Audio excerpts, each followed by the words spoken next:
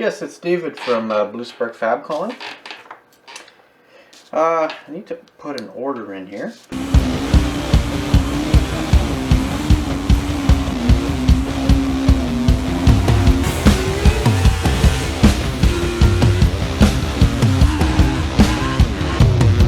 Welcome back, folks. Alright, folks, welcome back to another Microburst 600 side-by-side build. So I got my order for all my metal in, and it just came in the mail a couple days ago. So I have all the pieces I need. So this is going to be the big base plate where I'm going to bore out the holes for the bearings and the chain tensioner. This is going to be like a little heat sink that I'm going to put on the bottom. Hopefully try and dissipate some of the heat that this thing generates. I'm going to put some like cooling fins on it. This big piece here is going to be for the sides, and then these is going to be for the flanges that I'm going to make. I have to turn that around once I cut it all up and drill the bolt holes. And then some of the other pieces that I need for the couplers, the slider for the tensioner. Okay, so I got all my I got all the measurements all done out in CAD here. I always use DraftSight for this kind of stuff. It's a nice free program to use. And then if we go over here, over on the mill, I just spent a little bit of time tramming the head in. So I haven't really done this in a while, and I wanted to make sure that the head was perfectly aligned with the table. I'm not going to explain the process at all, but I have this thing to within about it's within about 1 thou on this table, or half a thou, so that's pretty good for an old machine like this. So actually what you want to do is you're just going to pivot this dial around, and you want to make sure it just sits on 0 the whole time. Okay, so next order of business, I'm going to take that big base plate that I have. We're going to bolt it onto the mill. We're going to square it all off, get the XY coordinates on the top corner, and then we'll start drilling those bores for the bearings.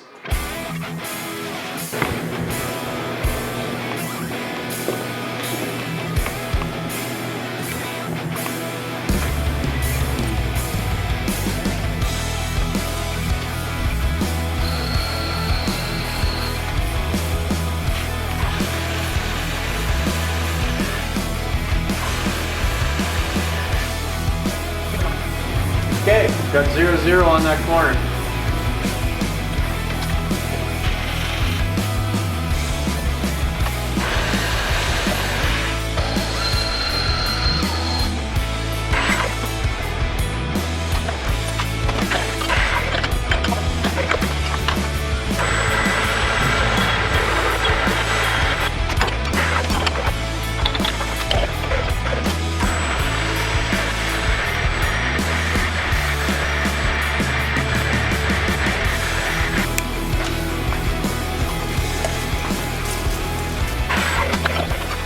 Okay, things are moving along real good. So I need to get this hole bored out to 2 1/4 all the way through, and then the spot where the bearing is going to sit, that's going to be 2 1/2 inch. That 2 1/4 is just so that there's a small lip down there for the bearing to sit on when I press it in. Now the end mills I have, I maxed out at 1.5 inch, so I have my boring head in there right now. So what I'm going to do is just keep boring this out until I hit 2 1/4. Alright, let's get moving.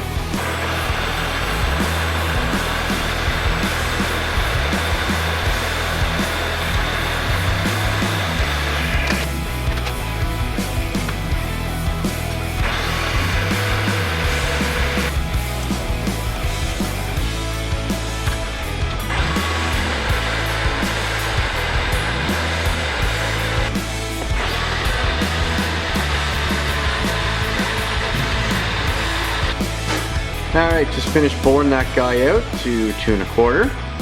Now what I need to do is bore the upper part of that hole to 2 1/2 inch, which is the size of that bearing.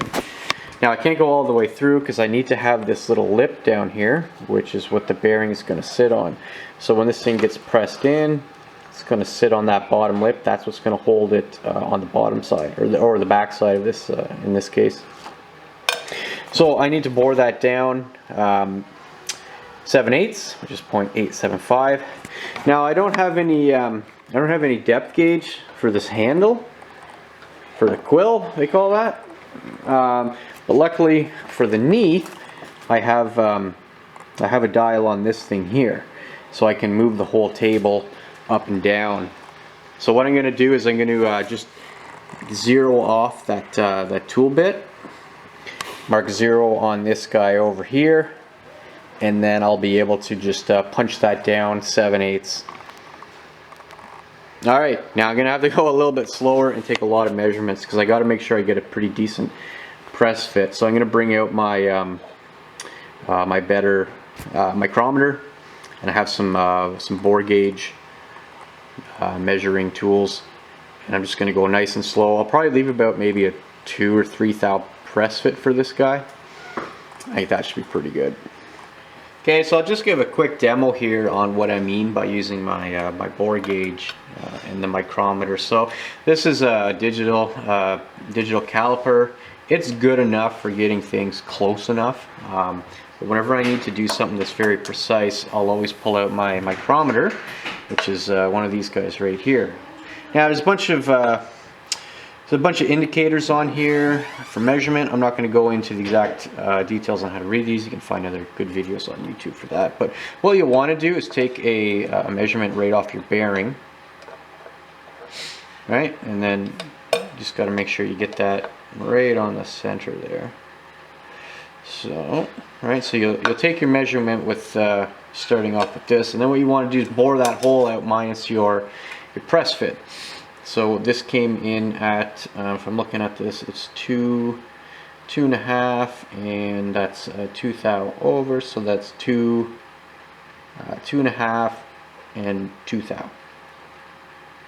So what you'll want to do is get one of these I think this is called a bore gauge, and these guys here are spring loaded, but what you can do is you tighten up this thumb screw on the end, and then once it depresses, hold on, right, it'll keep that measurement. So what you do is you put it into your hole like so, and you kind of wiggle it around a little bit. Then what I do is I kind of start it off like on an angle like this, kind of get it in the center, and then tighten this thing down. You don't want to go crazy, because what happens is as you push this up, it's going to essentially center itself in that bore, right? And then you pull it out, and then what you'll do is you come back over here to your micrometer, right? And then you can take a nice accurate reading. Now just be careful you don't screw this thing too tight and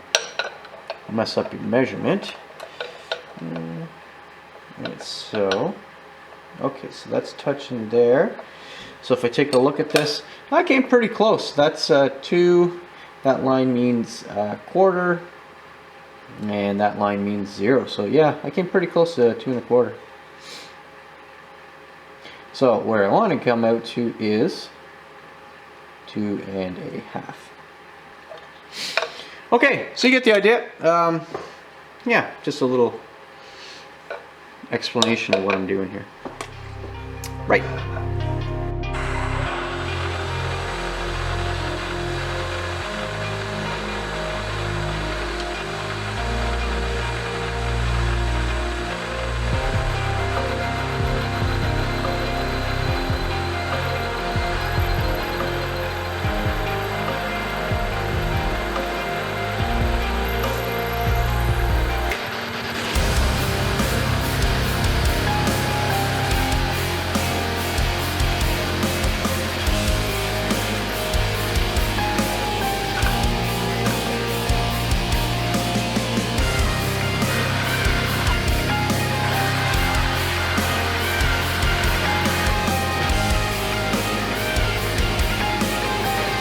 So that's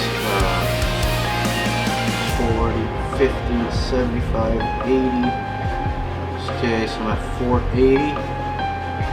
No, not quite. 479.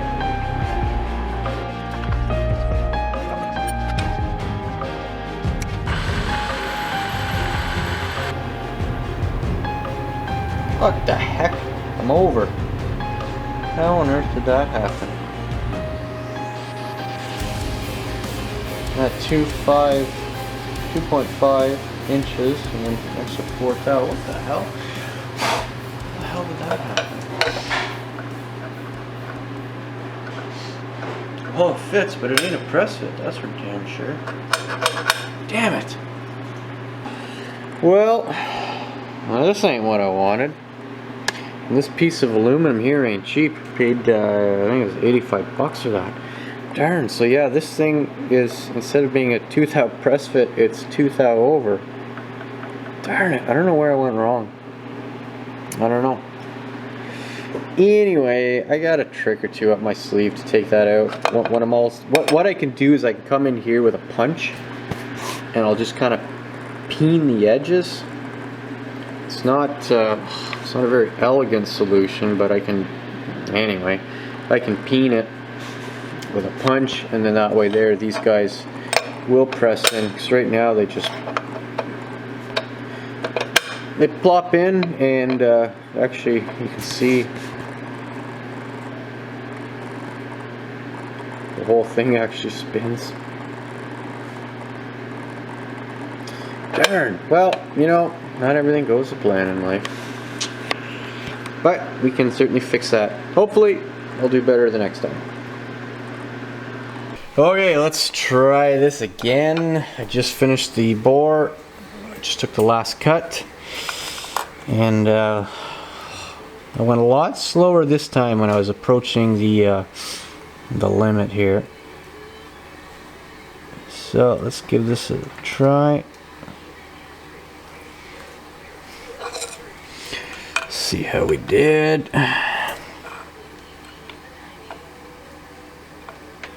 Looks like I got it. It's sitting right at 2.5. It's actually supposed to be 2.49.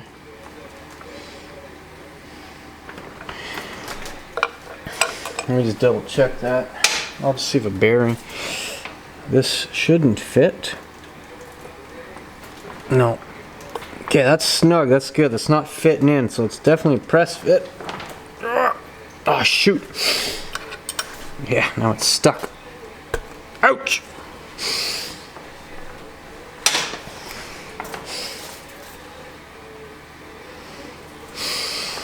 Let's take another measurement. Either way, this turned out a lot better on this side. So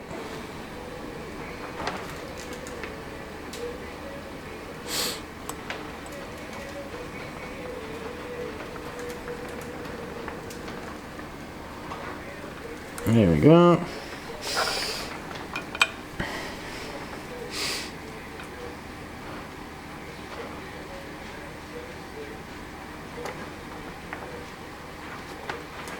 Okay, so that's coming in 2.49, basically 2.495. So that's good. I got a press fit. That's exactly what I need. Now I'm going to peen this a little bit, and I'm going to come in, and now that I have this set to the right size, and I'm just going to rebore that one again after I put a bunch of peen marks in there. Alright.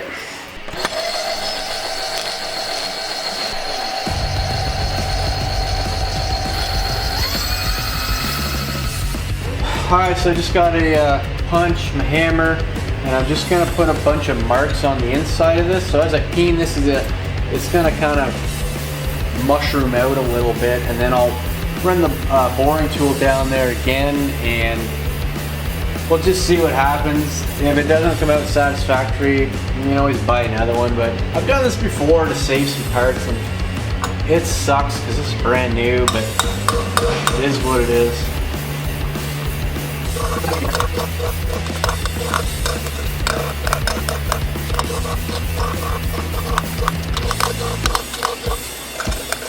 Okay, just zoom in here and give you an idea. So that's what I'm talking about there. I just put a bunch of dimples in that thing.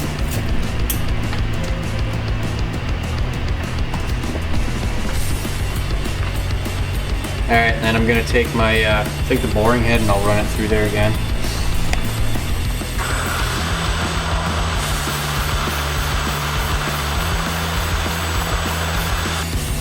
There we go. That's better. Doesn't pop right in there now. So I think that's gonna be good. It's definitely gonna need to be pressed in. Okay, good. You know, sometimes it is what it is, and you just gotta make things work. Ticks me off, but no, it's not a rocket.